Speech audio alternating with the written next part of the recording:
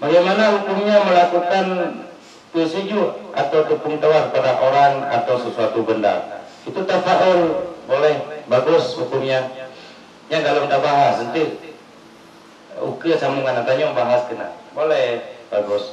Tafaul doa dia ada dua, ada doa bil qauli, ada doa bil hali.